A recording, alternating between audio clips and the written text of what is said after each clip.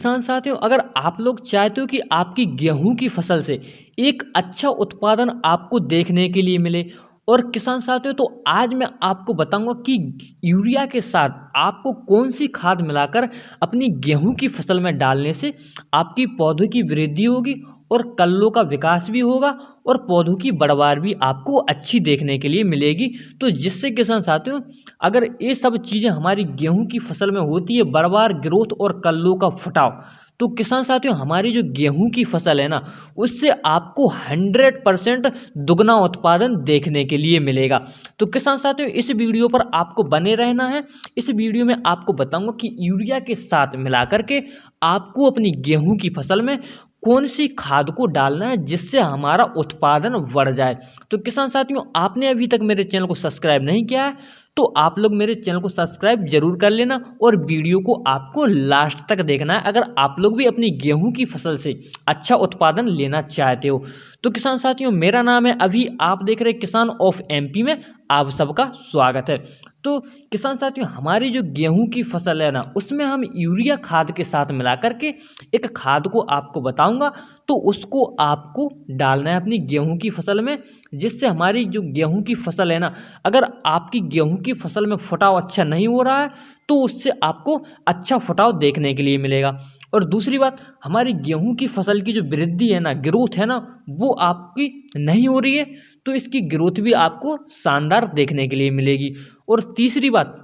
हमारी गेहूं की फसल में अगर पीलापन आता है ना, तो इससे पीलापन भी नष्ट हो जाएगा, यानी हमारी गेहूं की फसल में जो क्लोरोफिल बनता है, तो क्लोरोफिल का इससे निर्माण होगा, तो हमारी गेहूं की फसल में हरापन आ जाएगा। इस खाद से हमारी गेहूं की फसल में जड़ों की वृद्धि अच्छी होगी, जिससे हमारी गेहूं की फसल का तना मजबूत रहेगा। तो उससे किसान साथियों आपको अपनी गेहूं की फसल में गिरने का डर नहीं रहेगा। तो किसान साथियों, जैसे आप लोग अपनी गेहूं की फसल में सिंचाई के बाद खाद डालते हो ना, तो किसान साथियों आप लोग अपनी गेहूं की फसल में अगर फर्स्ट सिंचाई आपने कर दी है और उसमें आपको खाद डालना है, तो आप लोग उसके साथ भी इसको डाल सकते हैं अगर आपने उसमें कोई खाद नहीं डाला है। और किसान साथियों, अगर आपने पहली सिंचाई कर दी है और खाद आपने डाल दिया, तो किसान साथियों आपकी गेहूं की फसल में अगर कल्लू की वृद्धि नहीं हो रही है और फुटाव अच्छा नहीं हो रहा है और बढ़वार रुक चुकी है, तो किसान साथियों आप लोग अपनी गेहूं की फसल में इसको दूसरी सिंचाई पर भी डाल सकते हो।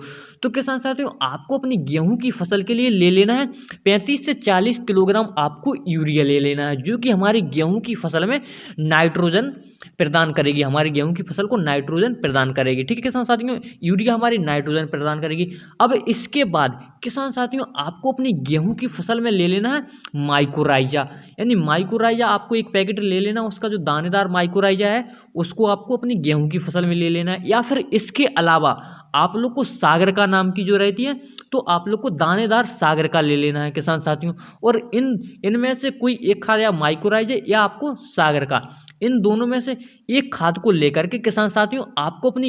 यूरिया के साथ मिलाकर के गेहूं की फसल में समान रूप से डाल देना है। तो किसान साथियों ये जो दोनों खाद हैं, सागर का और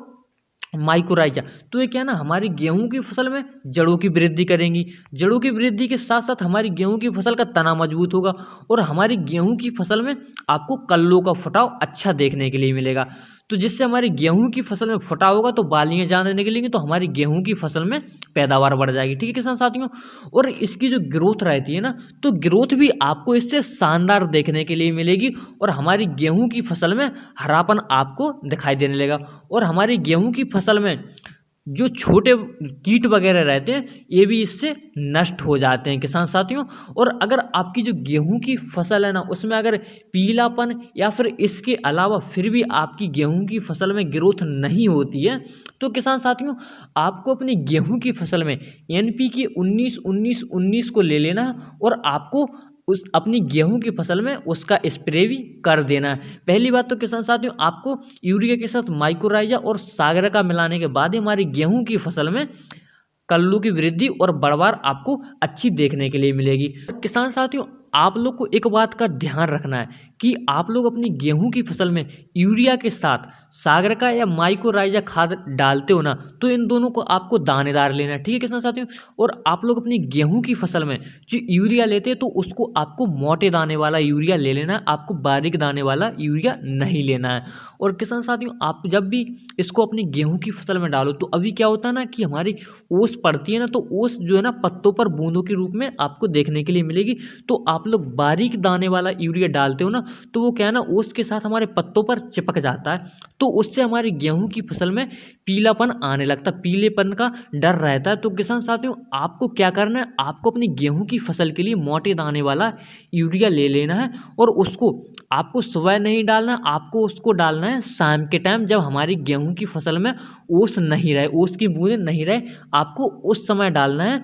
तो हमारी गेहूं की फसल में पीलेपन का कोई आपको डर नहीं रहेगा। तो किसान साथियों, आशा करता हूँ वीडियो आपको अच्छी लगी होगी। वीडियो अच्छी लगी तो दोस्तों में भी शेयर आप लोग कर देना, और एक आप लोग कमेंट करके ज़रूर बता देना कि आपने कभी अपनी गेहूं की फसल में सागर का या यूरिया को डाला है, अगर डाला है तो उसका रिजल्ट आपको कैसा देखने के लिए मिला है। तो किसान साथियों, आप लोग मेरे चैनल को जरूर सब्सक्राइब कर लेना, क्योंकि खेती बाड़ी से रिलेटेड विश्वसनीय जानकारी मैं आपके लिए लाता रहता हूं। तो किसान साथियों, मिलते हैं किसी अगली वीडियो में।